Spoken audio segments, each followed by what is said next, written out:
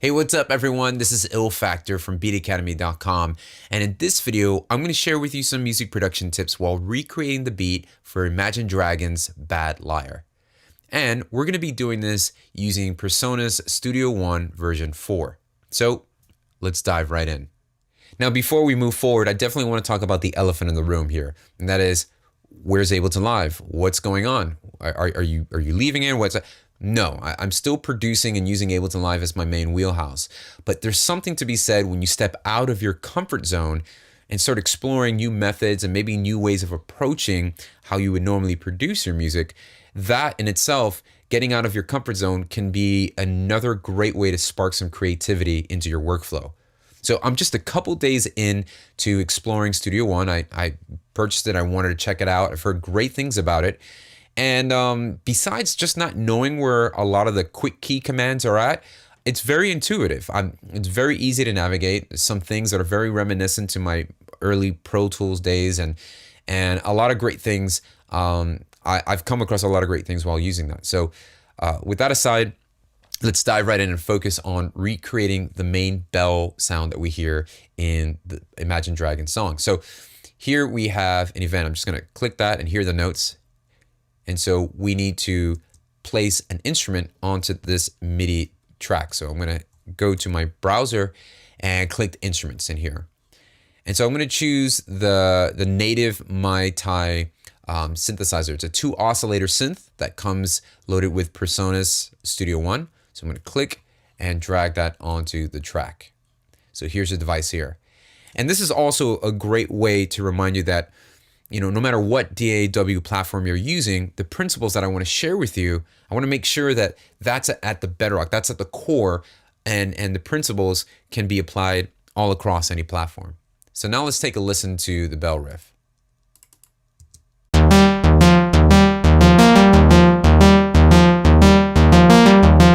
So obviously the sound that we're listening to is a lot smoother. It's not as sharp as what we're listening to. So if I had to choose, just by listening to that bell, it's very dull, and it's a lot darker than this bright sound that we're hearing. So for that, I'm going to gravitate to a sine wave from my oscillator. And let's just start by focusing on the first oscillator. So here we go.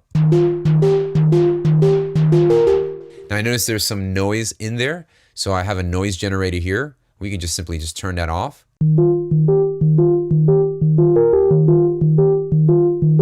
And I'm going to have to do some shaping here with the amp envelope. And so I'm just going to open up the release a little bit more. So that means that when the note finishes playing, when a note is released, the tone lingers just a little bit longer.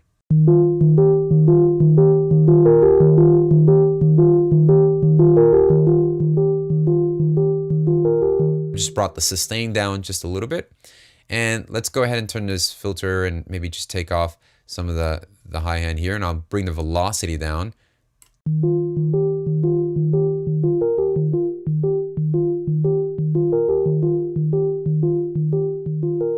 maybe I brought the drive down so it's just not so saturated there. I might want to just adjust the attack so we're not getting a lot of the.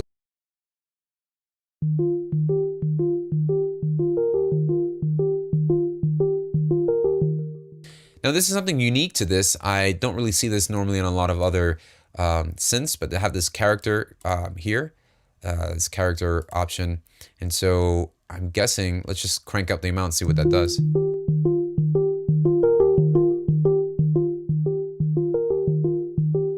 When I lower the sound, it actually smoothed it out a little bit more. So I think that's pretty cool. Let's add a second oscillator here. Instead of the square wave, go back to the sine.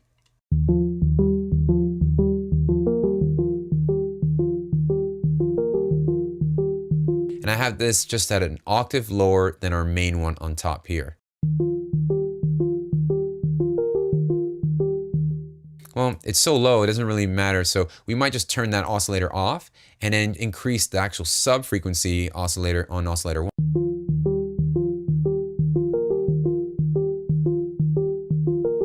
Cool. Let's turn this modulation section on and add a little bit of chorus to that.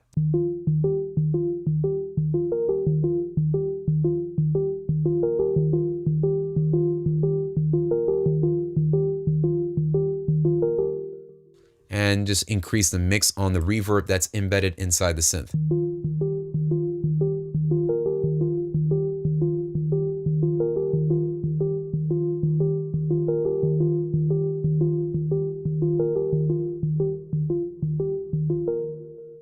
Now that we've got the main bell sound down, let's go ahead and incorporate some drums.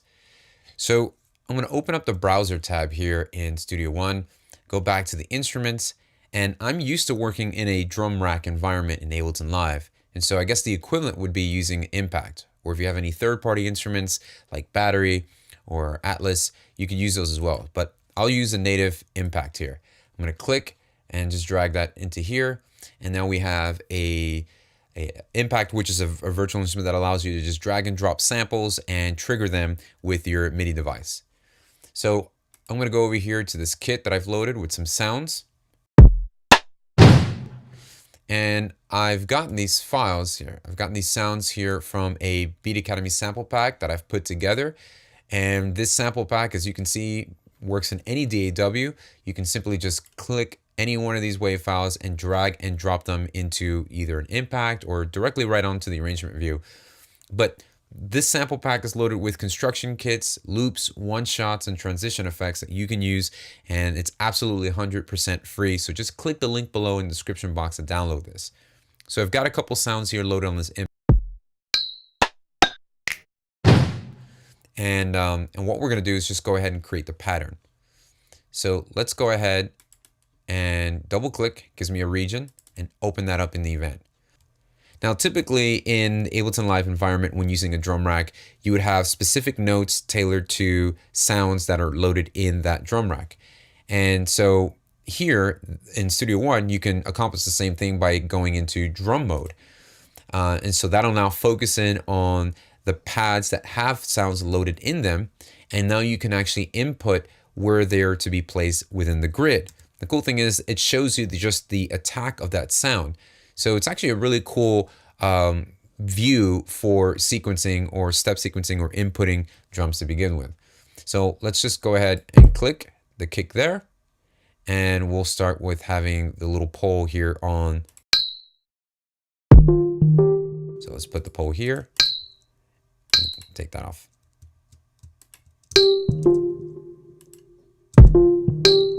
And I'm going to input another kick there because we have that double pattern. And let's see what that.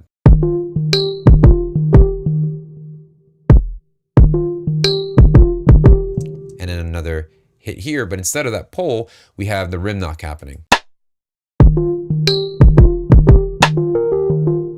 So that's cool. Now what we'll do is just copy that measure, hold that down, and I'm going to hit Command D to duplicate that.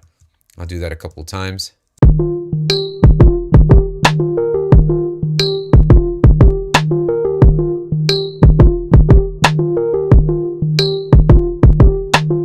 Cool. And then what I'll do is I'll start to do a little bit of layering here. And I'm sure you can do that within the Impact, but for the sake, because I'm already here in this window, I'll just go ahead and hit Command to highlight the whole row.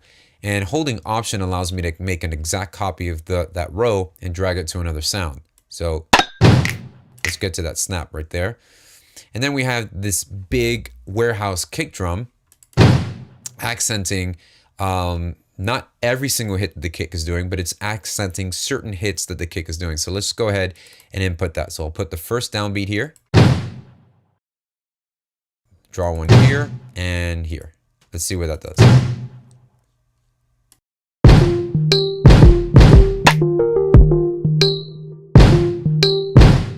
And so now I'm going to go ahead and copy the big warehouse drum kick and do the same thing over. And one more time. And let's just go ahead and copy these four.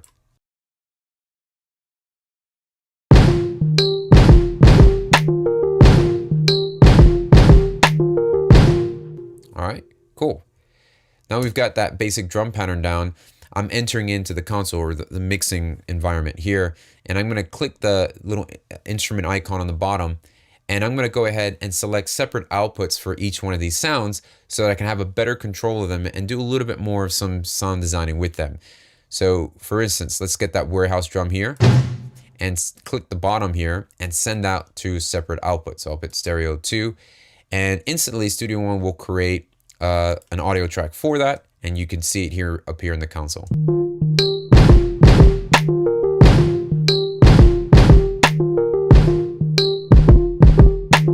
All right, so I'm going to do the same thing with all the other elements. So I'll click the pole and stereo 3, and we'll hit this and put in stereo 4. That's going to give me the opportunity to just get a better balance and a better blend of the elements in there. And then what I want to do is for that rim knock that we have here, let's add some reverb. So I'll click inserts over here, and let's just put some reverb on there. So I'll go to some personas, see what they have for the reverb. And looks our room verb. There we go. We'll use this. And now let's just solo that. And I want to have a pretty nice long reverb, so I'm going to increase the size here, and we'll increase the length of the actual decay or the tail of the reverb.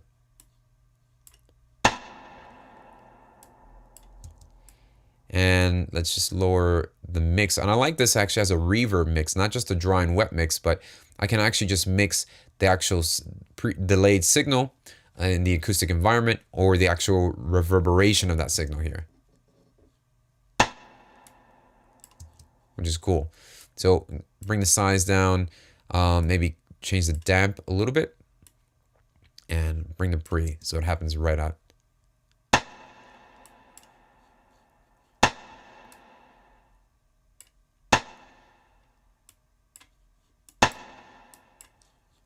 Cool.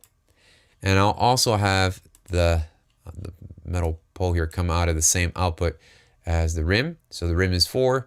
Let's do that same output there. And the snap, let's put it in the same output. So those 3 are going to come out of here. Cool.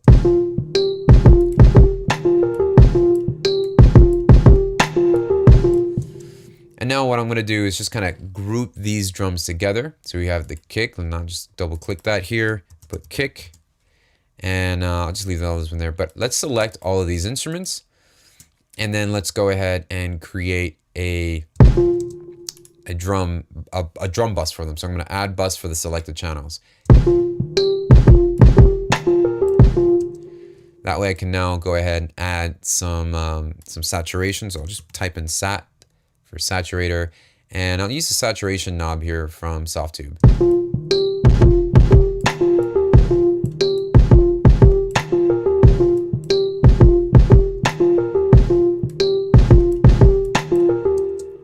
Cool. And a little bit of compression. So let's go to the compressor here, and let's just do a little bit of compression just to kind of tighten up the drums. So I'll solo that.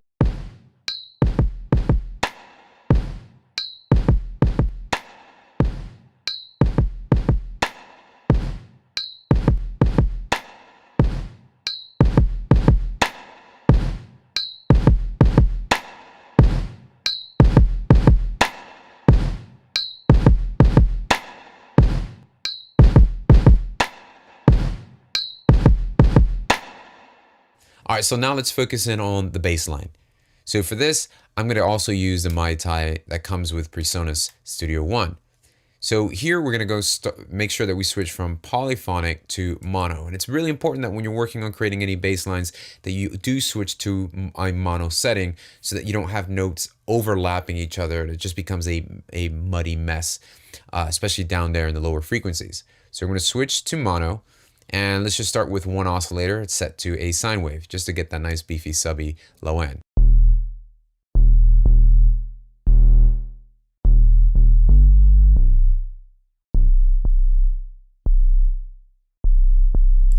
Now, if you're not using headphones or you're listening to it on the phone, definitely want to put some headphones on to check out this lower end. But I'm going to turn the second oscillator on here and just experiment with this to see if we can layer it just to get a little bit of buzz so we can kind of detect the bass line moving through.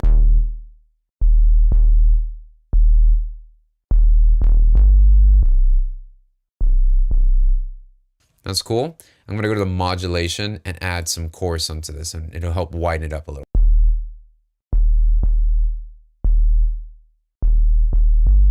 Let's see what the mono button does here. Oh, I like it off. And then we'll go to Effects B, and there's some distortion here, so we can click that.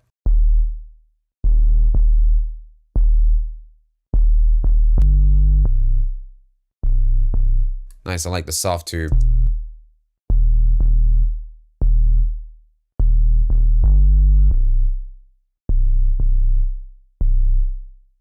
What I'll do is extend the release on the amp just a little bit. So we're good there, but we're gonna sidechain this bass now with the kick drum. And so in order to do that in Studio One, I'm gonna go over here to the actual kick. So let's just solo. And then we're gonna go ahead and first put a compressor. Sorry, I'm still navigating my way around here. So let me just double click this, call this bass, and I'm gonna put a compressor that's going to be the sidechain event. So we'll open up a PreSonus compressor, click sidechain on there. And once that's enabled, I can go to the source that I would like to trigger the compressor as my sidechain. Click this, and then here they have sidechains. So I'm gonna just let that unfold and choose which compressor and where and what do you want to access the sidechain. So I think this is the one here where it says bass. Click that, and now the kick is being sent to the compressor. It's now ducking every time the kick plays. So let's just lower the threshold.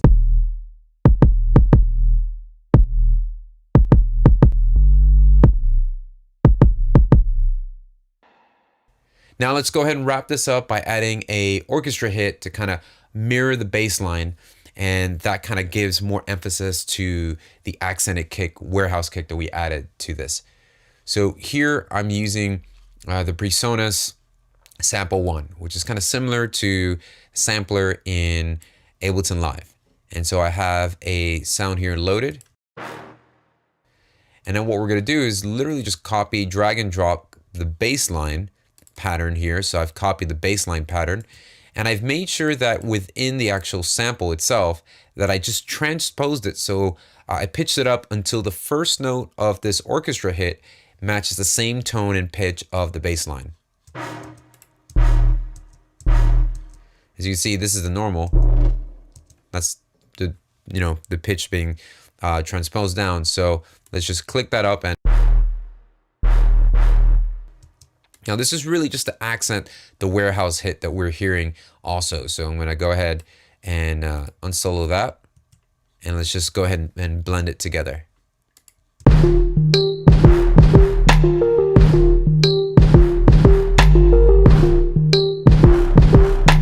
Also have a filter loaded on there, just and set to high pass. So I'll just solo that.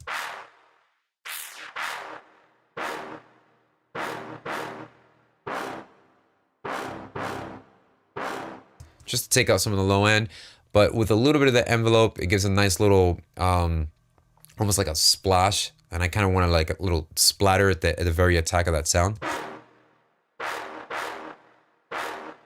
So that's what I'm going to use to kind of just tuck behind the little warehouse kick.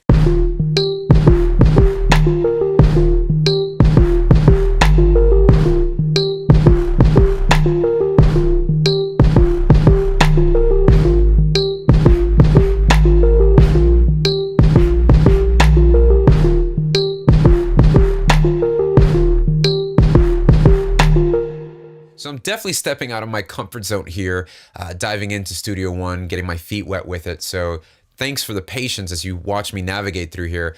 But it's really cool, very intuitive. And I also want to encourage you to step out of your comfort zone, because you might be surprised at the amount of creativity you'll find when trying to navigate a new way through your current workflow.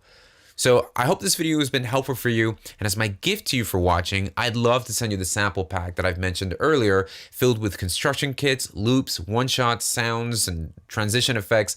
They're 100% royalty free, so you can use them in your projects and share that music that you're making with the rest of the world.